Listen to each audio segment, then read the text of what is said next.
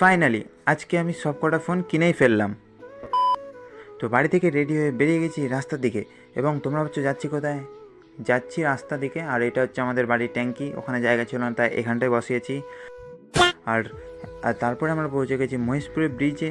আর তারপরে জানি না কোন অলি গলি দিয়ে পৌঁছে গেছে একদম ঝাড়খণ্ড থেকে বীরভূম। এই বীরভূম ভিতরে ঢুকে গেলাম।